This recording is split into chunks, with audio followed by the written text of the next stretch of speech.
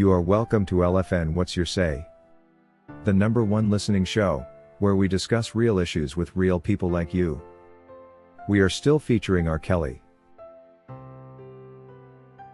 Everyone following the R. Kelly case is now familiar with the name Jennifer Bonjean, the attorney that saw famous TV personality Bill Cosby released from prison, who has now taken over the R. Kelly case and is pursuing a retrial.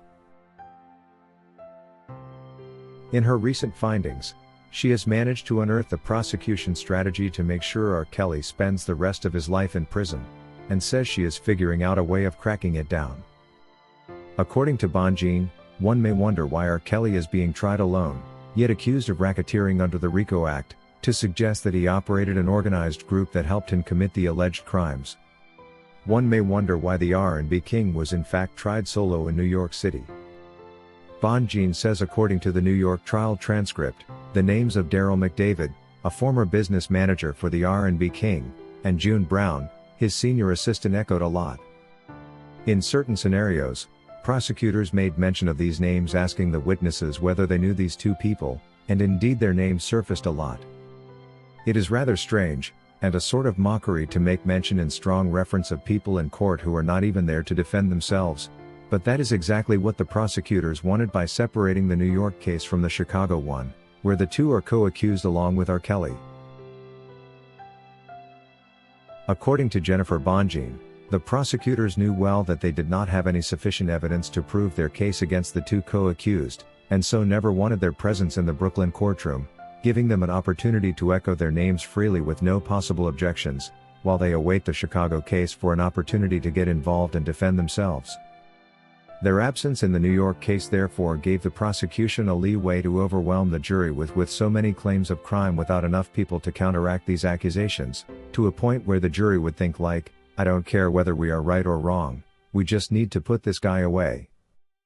The prosecution, using this approach, managed to wear down the jury, who had to listen to so many claims of misconduct, with no people to respond and neutralize the situation. And this contributed a great deal to the September verdict, Bonjean suggested. Having the two co-defendants Derrell McDavid and June Brown only available in the second trial in Illinois, Chicago, was simply to give the prosecution another shot at keeping R. Kelly in prison should he be found not guilty in Brooklyn.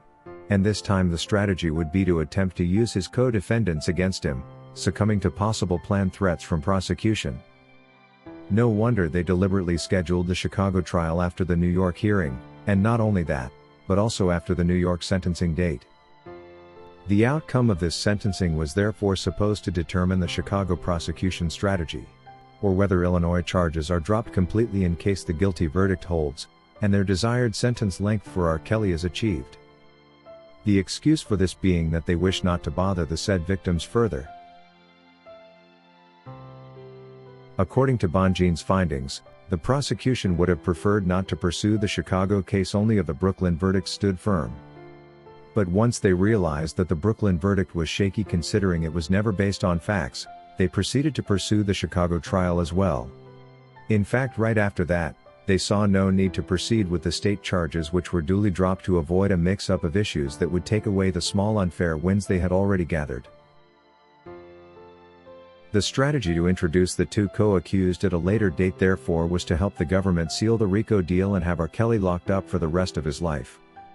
Thankfully though, it turned out a waste of time trying to manipulate the two trials, for the two Derrell McDavid and Milton June Brown were eventually found not guilty of anything.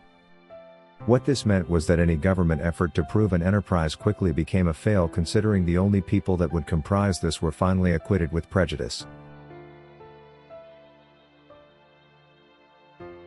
Bonjean says this answers the question why the two alleged associates were not indicted in the New York trial, or why the two federal cases in Chicago and New York were not combined, yet their pictures were duly presented as partial evidence by prosecution in Brooklyn. This is the prosecution strategy that Jennifer is currently working hard to crack down, and if possible use it to her advantage. According to Tyrell, if prosecution had thought they could manipulate McDavid and June Brown against the R&B king during the Chicago trial, they were simply riding on water, considering these are two men with completely free mindsets. I am sure both of them would have rather battled it in court like they did than take deals from prosecution so as to speak ill of the R&B king. Regarding Derrell McDavid, quitting working with R. Kelly did not necessarily mean he would team up with the enemy against him. Besides, implicating him meant implicating himself as well. These guys knew well they were innocent and we did not see any such malicious plans working out. According to Keisha, it's nice to learn that Bonjean is moving a step ahead of the prosecution, and making such important findings. For a while I have been wondering what strategy lies in these delay tactics.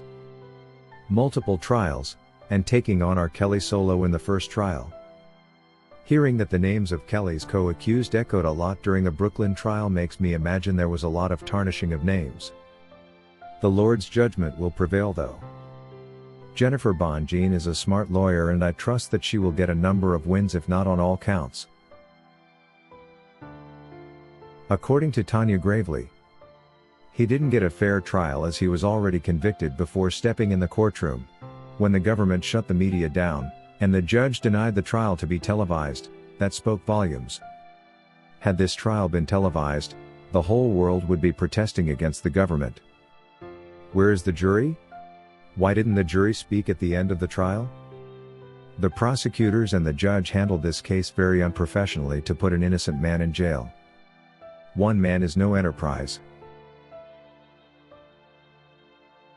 If you wish to take part in a live interview discussing any of these topics, let us know by sending an email to sashalfnmedia@gmail.com for scheduling.